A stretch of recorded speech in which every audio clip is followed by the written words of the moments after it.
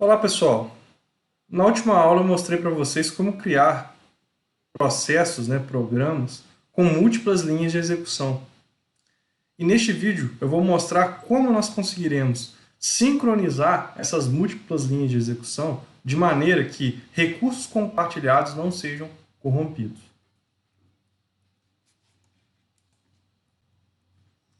Então, como eu falei na última aula, muitas vezes é interessante que as múltiplas linhas de execução, as threads, elas compartilhem alguns recursos do código. Então, dependendo das características do programa, essas diversas linhas de execução, elas podem tentar acessar o recurso de uma forma simultânea e não sincronizada. Imagina que eu tenho uma thread A e uma thread B. Ambas tentarão, por exemplo, acessar um recurso compartilhado. Se por acaso eu não sincronizar o acesso a esse recurso compartilhado, eu posso ter problemas. O meu programa pode perder a consistência. Esse recurso pode ser corrompido ou mesmo o programa perder a funcionalidade. Exemplos desse recurso podem ser uma variável, uma porta, por exemplo, de comunicação do nosso computador. Imagina que uma thread está se comunicando com um cliente e a outra deseja utilizar o mesmo socket para se comunicar com o mesmo cliente. Se eu não sincronizar a execução destas duas threads, pode acontecer que no meio de uma mensagem a ser enviada por uma thread, a outra thread irá adicionar informações de maneira que aquela mensagem perca totalmente o sentido. Outro exemplo é um arquivo de texto. Imagine se duas threads estão gravando e lendo aquele arquivo ao mesmo tempo. O que vai acontecer é que, por exemplo, uma frase que deveria ser completamente escrita por uma determinada thread pode ser interrompida ou corrompida por outra que tentará acessar aquele mesmo arquivo num instante de tempo similar. Então, para evitar que esse compartilhamento de recursos cause problemas, nós temos que proteger esses recursos compartilhados de maneira que a execução do nosso programa ganhe consistência. Códigos, então, thread safe é um termo muito utilizado em computação, é quando você permite a execução de programas multi-threads, mas que esses programas garantam a consistência da execução, mesmo no ambiente onde o programador deseja desenvolver múltiplas linhas de execução. Então, se o nosso código é thread safe, ele pode possuir várias linhas de execução simultâneas, acessando aqueles recursos compartilhados, e mesmo assim aqueles recursos eles serão preservados e não ocorrerá a corrupção do nosso programa, de tais recursos e execução inconsistente do programa.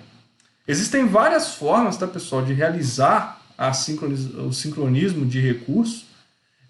Aqui no curso a gente não vai ter tempo de abordar todas elas, né, como normalmente eu faço. Eu vou explicar aqui dois métodos principais, tá? O método lock e os semáforos, tá? E vou explicar como é que esses mecanismos permitem de criar o nosso código e transformá-lo em um código thread safe. Para que a gente aplique, né, o conceito do lock, é importante a gente designar no nosso código o que a gente chama de uma região protegida, ou uma seção crítica.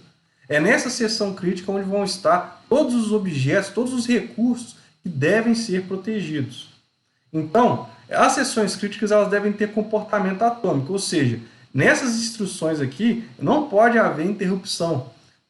Vou dar um exemplo. Imagina que eu tenho duas threads que escrevam em um arquivo alternadamente. Cada uma deve escrever, por exemplo, uma frase. Então, no momento que uma thread está escrevendo uma frase no arquivo, outra não pode interromper esse processo de escrita e incluir uma palavra no meio, por exemplo.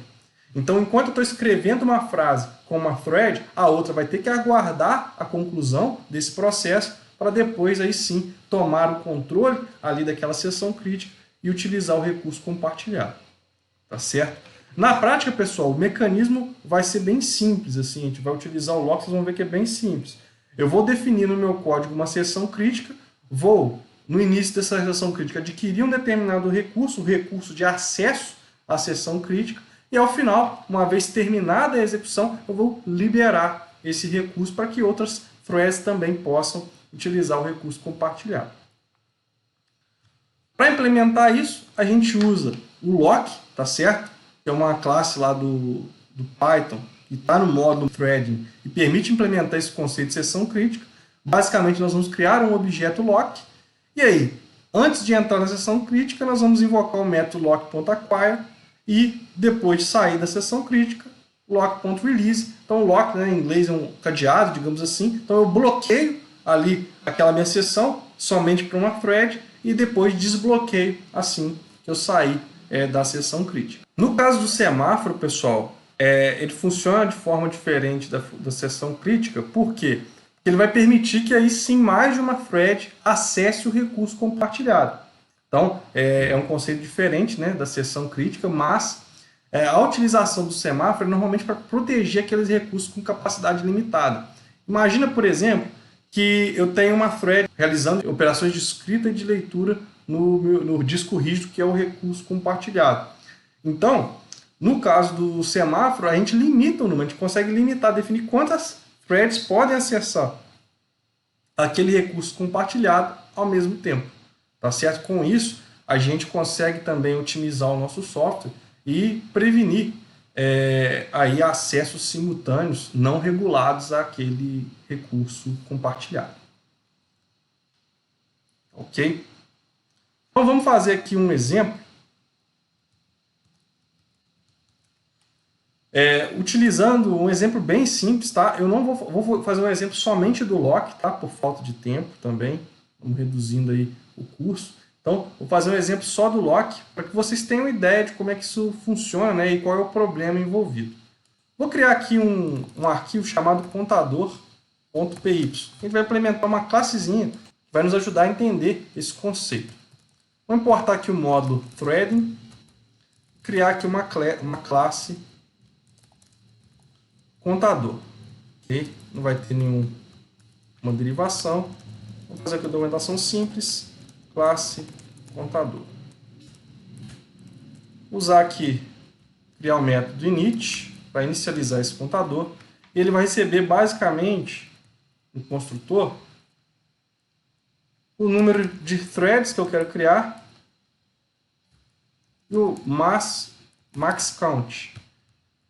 Basicamente, essa classe aqui, pessoal, eu vou incrementar, vou criar um número X de threads para incrementar uma determinada variável. Então, por exemplo, eu vou falar que cada thread vai incrementar o valor daquela variável em 1 milhão. Então, por exemplo, se eu tenho 2 threads, eu gostaria de fazer a operação de incremento 2 milhões de vezes. Então, é bem simples aqui o conceito, só que eu vou ter uma variável compartilhada, que é justamente um contador, que vai estar sendo acessada por 2 threads ao mesmo tempo. Então, nós vamos ter aqui método construtor. Vamos criar aqui o nosso contador. Vou inicializá-lo igual a 0. Criar aqui o método, o atributo maxCount. Vai receber o valor passado pelo usuário.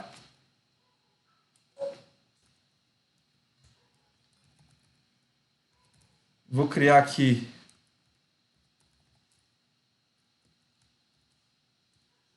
uma lista chamada threadPool, vai justamente receber aí, as threads. Também aqui o número de threads que eu vou criar. Nós vamos ter aqui agora um método chamado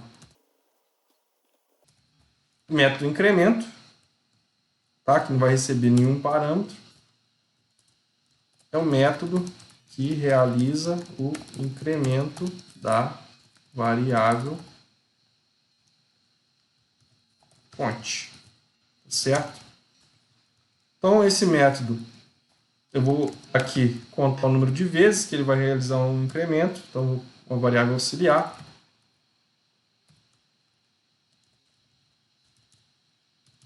Então, eu vou ter aqui uma variável auxiliar para definir o número de vezes que o count já foi incrementado. Eu faço aqui um while, enquanto n menor que self, número máximo de contagens, eu realizo aqui o self cont mais igual a 1. Incremento aqui também nosso n, certo? É uma variável auxiliar. Beleza? Então, método bem simples. Eu preciso defini-lo aqui, porque eu vou fazer com que esse método incremento seja executado aí por várias threads, então eu preciso defini-lo à parte. E aqui eu vou ter um método run, né, para rodar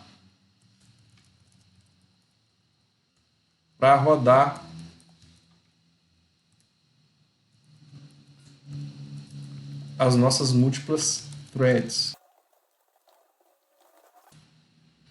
Então vou primeiramente criar as threads, né, pessoal? Como a gente já tinha feito. Então for t no range, né? Então vou criar quantas threads de 0 até self ponto número de threads que foi passado lá no construtor. Então para cada uma das threads eu vou criar aqui nosso thread pool ponto append, né, para adicionar na lista uma nova thread, e aqui basta fazer threading ponto thread, assim como a gente fez no exemplo passado, passando target igual self ponto incremento. Beleza? Então criei aqui a thread e agora simplesmente vou fazer self thread pool t ponto start para iniciar, certo? Linha 30 aqui, criei várias threads, e linha 31, inicializei a execução da thread. Para garantir aqui que eu vou executar todas antes de imprimir o resultado, né, que eu quero, basicamente eu vou rodar e imprimir o resultado da variável cont, né, quanto que foi o valor da contagem após a execução de todas as threads. Então eu tenho que sincronizar, eu tenho que esperar todas as threads terminarem para imprimir o valor da variável cont. Então a gente pode fazer isso com o método join. Então for th em self.thread pool, a gente vai ter th.join.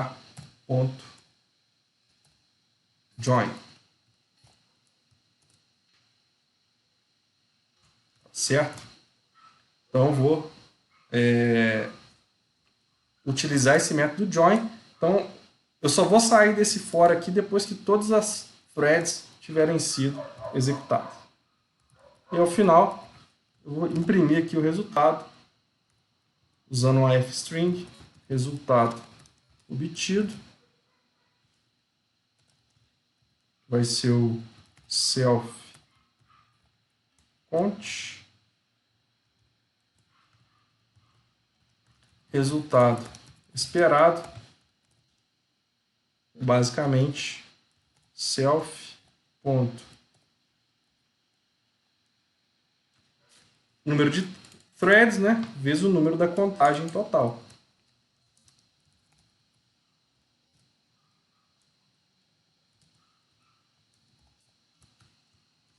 É o número de threads vezes o número da contagem total, é o resultado que eu espero obter, tá certo?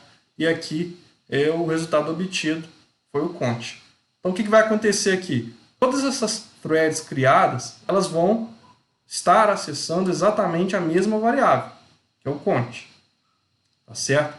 Todas elas vão estar fazendo essa operação de incremento, ou seja, cont é igual a cont mais 1, que é o que faço aqui na linha 22. Então, todas elas vão pegar o valor na memória do cont e incrementar uma unidade. Mas como elas vão estar acessando, teoricamente, de maneira concorrente, desordenadamente, pode ser que esse incremento não seja realizado da maneira mais adequada. Vamos instanciar aqui, então, o objeto contador no main.py. Então, a gente faz from contador, import contador, vai ser igual a contador, Aí nós vamos criar aqui, por exemplo, com 5 threads e a contagem, por exemplo, de 1000. Né? Contar até 1000 cada uma, c.run. Deixa eu rodar aqui o nosso código. Vejam, rodei o código, foram 5 threads, resultado obtido 5.000, esperado 5.000 também. Então, com um número baixo, né, a probabilidade, é tudo questão de probabilidade de realmente ter um problema de concorrência. Então, com um número baixo de contagem, a gente viu que o programa executou de forma consistente. Tinha 5 threads, cada uma incrementando 5.000 vezes, resultado esperado 1.000 vezes, resultado esperado 5.000. Agora, e se eu aumentar aqui o número da contagem, de maneira que cada thread vai fazer um número muito maior de operações? Será que o resultado final vai ser consistente? Vamos contar agora até 1 milhão. Olha o que vai acontecer. Demora um pouquinho mais, né? E aí, olha só. Em vez de contar até 5 milhões, que era o resultado esperado, a gente contou... o resultado final da contagem foi só até 2 milhões e 700 mil aproximadamente. Por que isso? Porque as várias threads elas estão tentando concorrer com o mesmo recurso. Então, na hora que elas foram ali incrementar o valor da variável, a gente não tinha consistência, porque uma thread modificou aquele recurso, ela tinha ali dentro do seu contador né, da variável n ali, um determinado valor, na hora que ela realizou de novo o incremento, o valor do count já tinha sido modificado por outra thread, e aí a gente não tem nenhuma consistência no nosso código. Para resolver esse problema, pessoal, então a gente vai proteger aqui a nossa operação. Qual que é a seção crítica do nosso código? É justamente a seção que acessa a variável count. Então, o que eu vou fazer? Eu vou, nesse ponto aqui, proteger esse bloco do meu código de maneira que cada thread acesse individualmente aquela seção protegida. Aquela seção crítica, melhor dizendo. Então, o que eu vou fazer? Eu vou criar aqui, no nosso construtor, um objeto lock, que vai ser threading.lock, né? Um objeto da classe lock. Então, com esse objeto aqui, eu consigo fazer com que a seção crítica, né, definida aqui entre a linha 22 e 24, seja acessada somente por uma thread, por uma linha de execução por vez. Então, a utilização é bem simples, é self lock.acquire. Então, adquiro o recurso aqui, antes de entrar na seção crítica, e aqui, depois que eu utilizei, release. O que acontece, pessoal?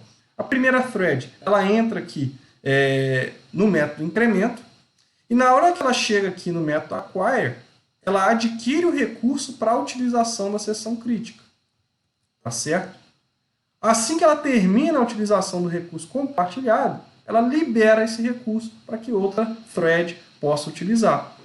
E o que acontece quando uma thread está executando a seção crítica e a outra chega para executar essa seção crítica? Ela vai ver que o objeto aqui, lock, está bloqueado, e essa thread que chegou depois, ela vai entrar em modo sleep, né, em modo de dormir. Ela vai ficar ali esperando em stand-by enquanto o lock não é liberado. Tá legal? Então, só depois que o lock for liberado que ela vai conseguir aí executar essa instrução.